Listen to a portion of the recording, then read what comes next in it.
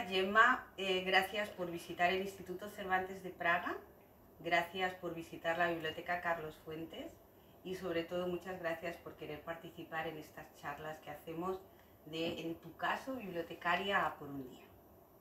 Buenos días, Teresa. Gracias por la invitación. Gracias al Instituto Cervantes. Gracias a ti, Gemma. Si te parece, como vas a tener esta tarde una conferencia con nosotros, podemos un poco contextualizar que naces en la localidad vizcaína de Guernica, que eres licenciada por la Universidad del País Vasco en Bellas Artes y que luego te formas posteriormente, tanto en cine como en vídeo, en la University College for the Creative Art de Farnham. Obtienes el premio Gure Artea a tu trayectoria artística en el año 2018, donde el jurado destaca tu apuesta por desarrollar un trabajo artístico lento y pausado. Sí, a mi ritmo. A tu ritmo, pero eso es maravilloso. Sí, que a veces te crea dudas, pero luego dices, bueno, pues no se puede superproducir, las cosas tienen que madurar y tener un tiempo de reflexión. Efectivamente. Y durante la década de los 90 formas parte de un grupo generacional que introduce nuevos lenguajes escultóricos en sus obras. Introducís piezas de bayetas, elementos domésticos, materiales cotidianos, en definitiva. Sí, así es. Yo formo parte, yo me termino la facultad en el 90, pero soy de una generación que introducimos los materiales domésticos en la escultura, pues como Mirena Anzana, Ana Laura Laez, mujeres. Y como decía, la escultura que se hacía hasta entonces era una escultura de soldadura, de hierro, muy ligada a la tierra, muy ligada a la herencia de Oteiza. Y yo lo que recuerdo es la problemática de coger el instrumento físico, de cortar una chapa o de eso, y la imposibilidad de trabajar con ello y pensar, bueno, que yo no pueda utilizar la herramienta no quiere decir que me tenga que quedar de brazos cruzados. Y entonces ahí surgen otros materiales. Como decía uno, no recuerdo quién, decía, hemos pasado de la fundición a la ferretería. Esto está muy bien.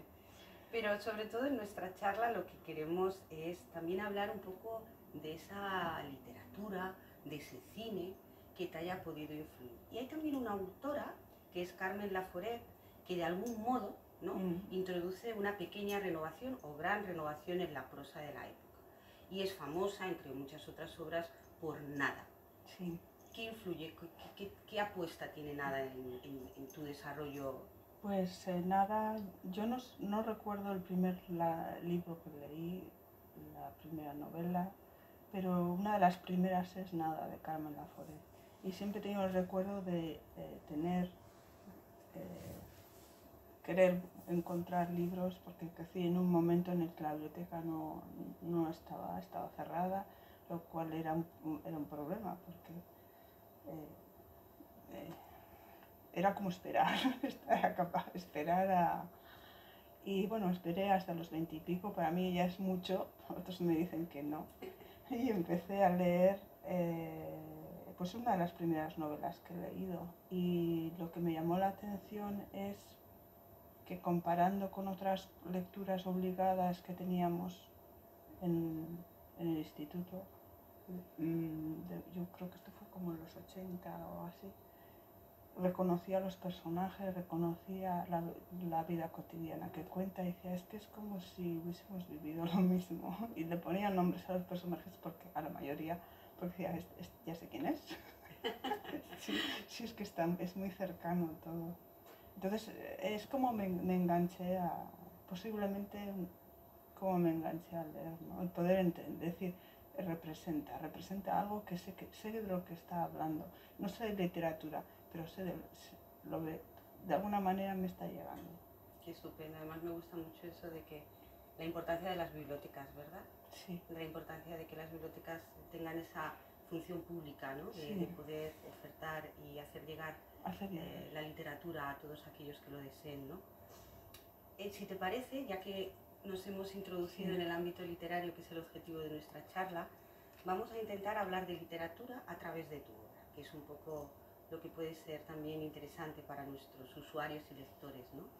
En el año 2020, en el Artium de Gasteiz, inauguras tu primera exposición individual con el nombre de Entre la multitud observando el arresto, que recoge obras tanto de tus últimos años, pero que se centra sobre todo en la oralidad, ¿no?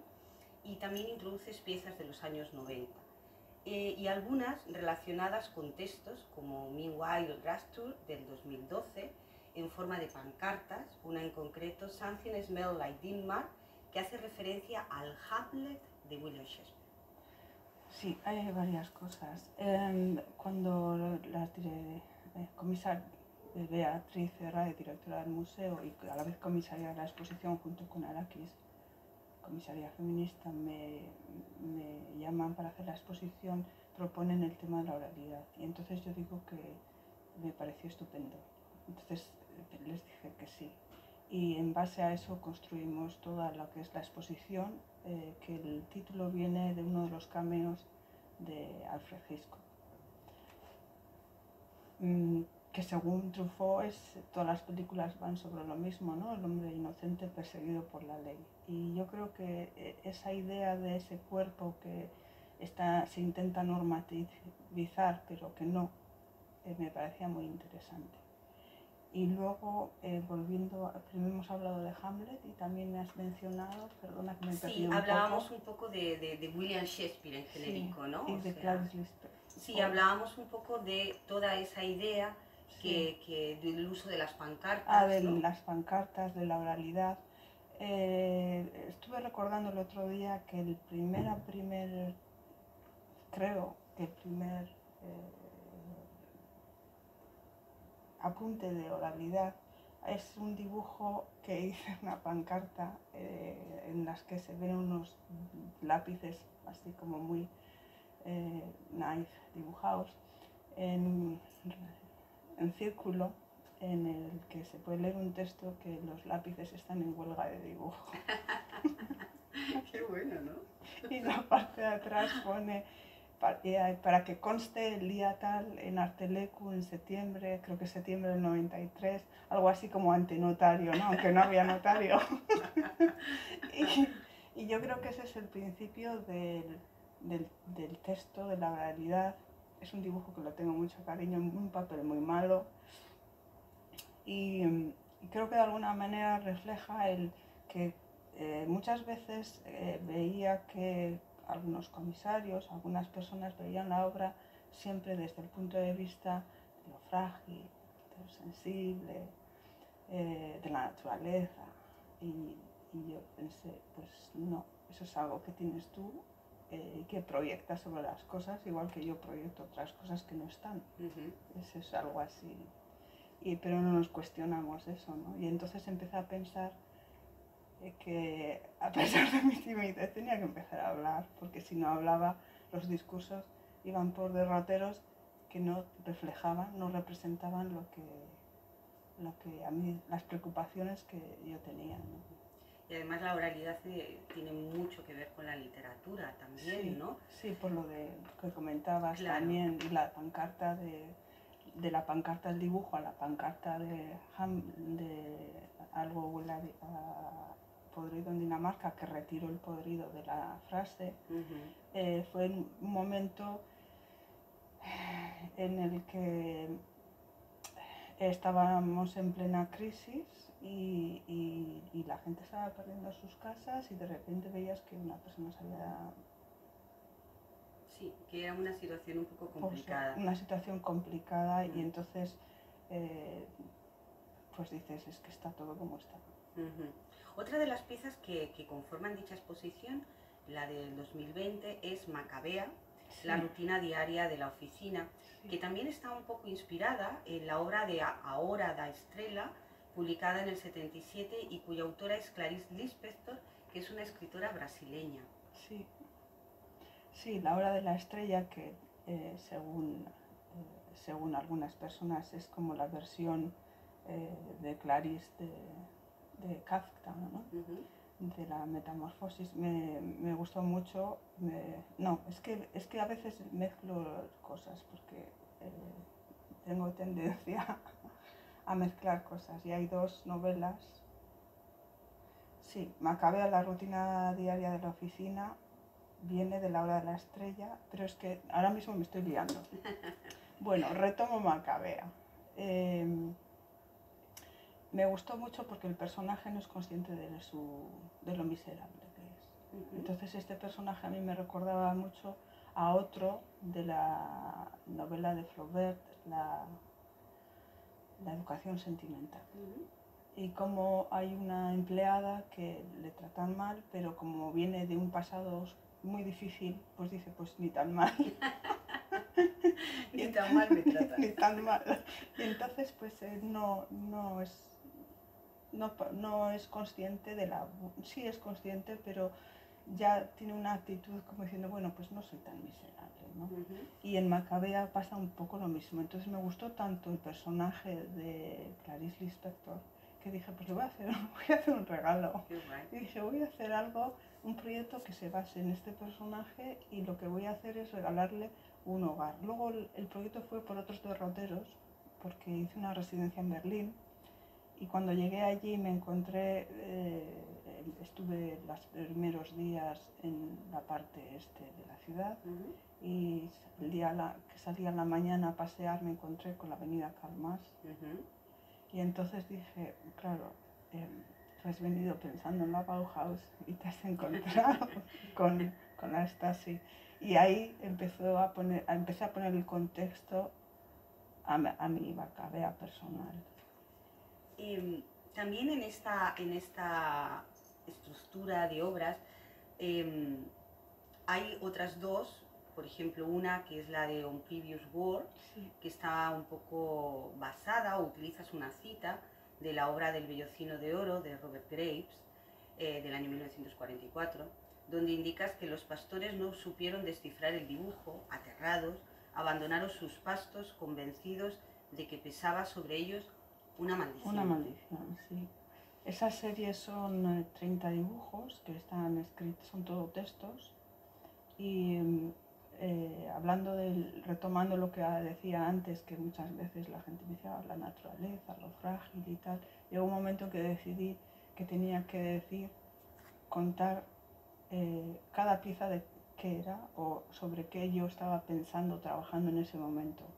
Lo dejé, pasaron años y en el 2012 retomé la idea y entonces hice unos dibujos que tienen un tamaño más o menos de 70 a 100, en el que aparece, es como una ficha técnica, aparece el título, las medidas, el año y luego escribo algunas cosas, algunas son personales, otras son tomadas de otras personas.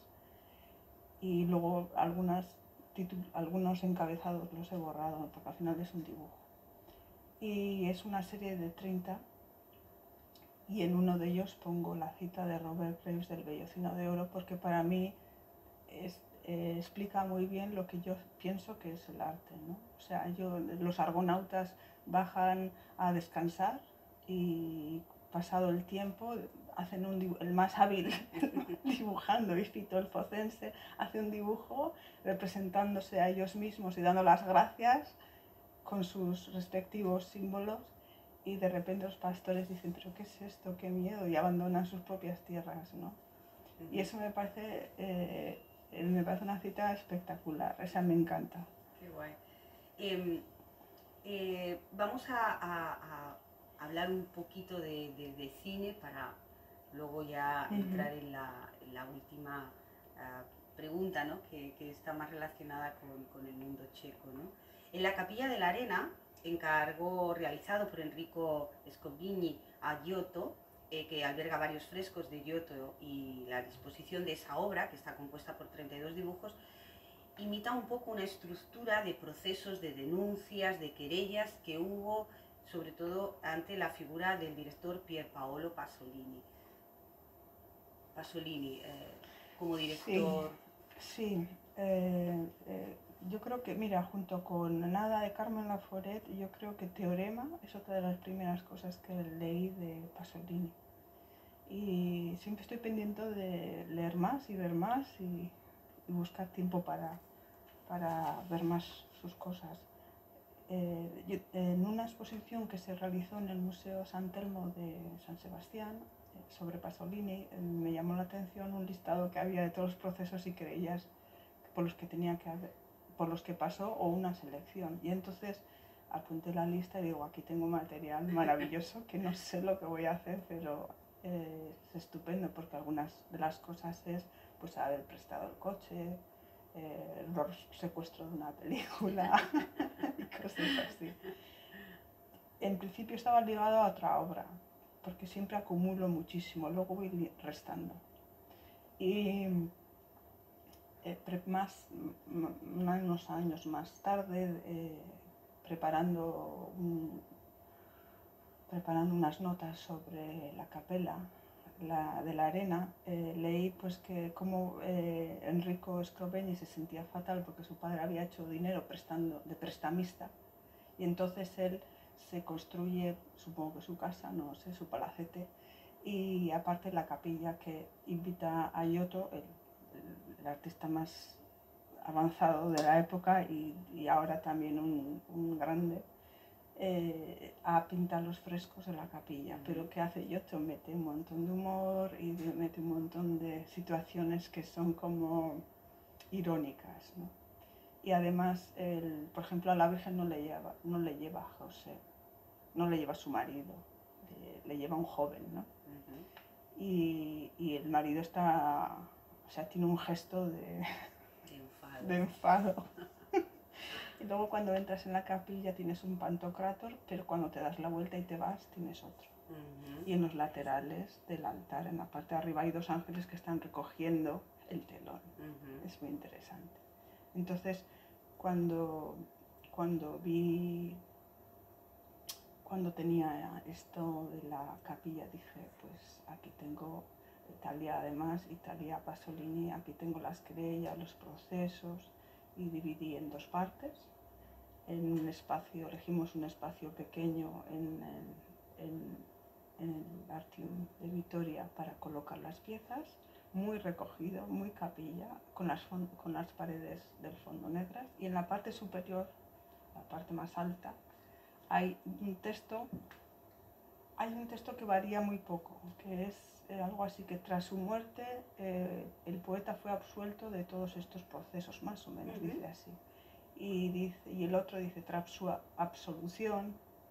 O sea, solo cambia una palabra, pero el contenido es completamente diferente, radicalmente diferente. Y entonces uno está en la entrada y a la salida está el otro.